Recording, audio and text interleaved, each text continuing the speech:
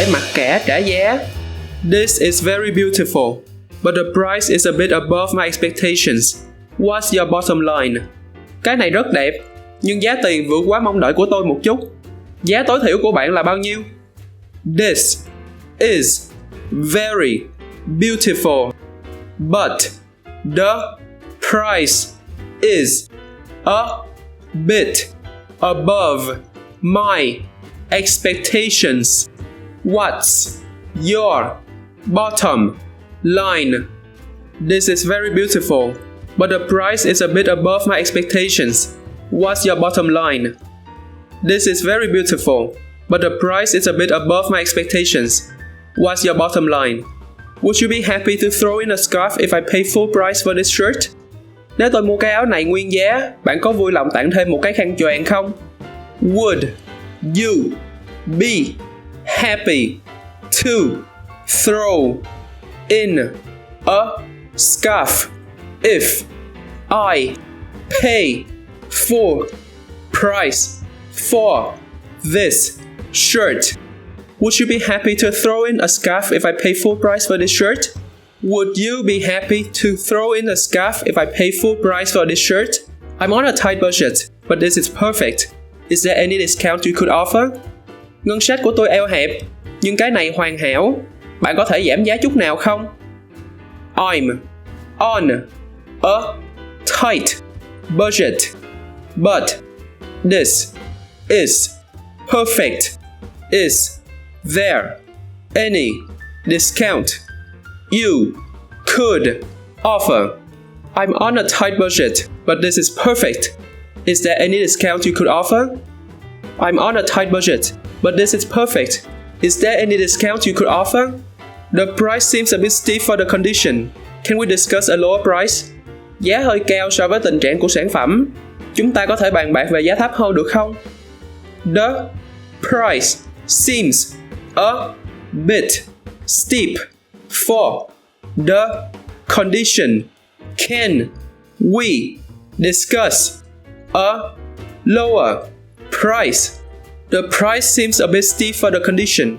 Can we discuss a lower price? The price seems a bit steep for the condition. Can we discuss a lower price? I'm a returning customer. Is there any loyalty discount available? Tôi là khách hàng thân thiết. Có chương trình giảm giá cho khách quen không? I'm a returning customer. Is there any loyalty discount available? I'm a returning customer. Is there any loyalty discount available? I'm a returning customer. Is there any loyalty discount available? I'm really interested, but I found it slightly cheaper elsewhere. Would you be willing to match the price? Tôi thật sự quan tâm, nhưng tôi thấy chỗ khác bán nó rẻ hơn một chút. Bạn có thể giảm cho bằng giá chỗ đó được không? I'm really interested, but I found it slightly cheaper elsewhere. Would you be willing to match the price? I'm really interested, but I found it slightly cheaper elsewhere.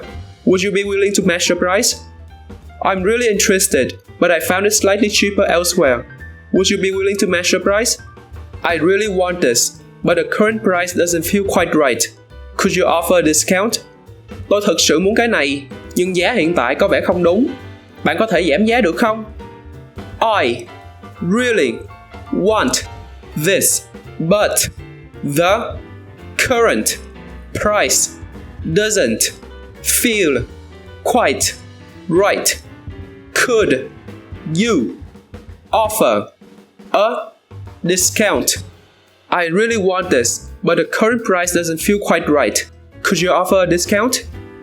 I really want this, but the current price doesn't feel quite right. Could you offer a discount?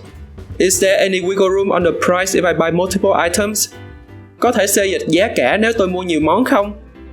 Is there any wiggle room on the price if I buy multiple items? Is there any wiggle room on the price if I buy multiple items? Is there any wiggle room on the price if I buy multiple items? Vậy là hết bài. Bạn thắc mắc điều gì về tiếng Anh? Nói mình nghe trong phần bình luận bên dưới. Mình là Dĩ Lê và đây là EngBits. Hẹn gặp bạn lần sau.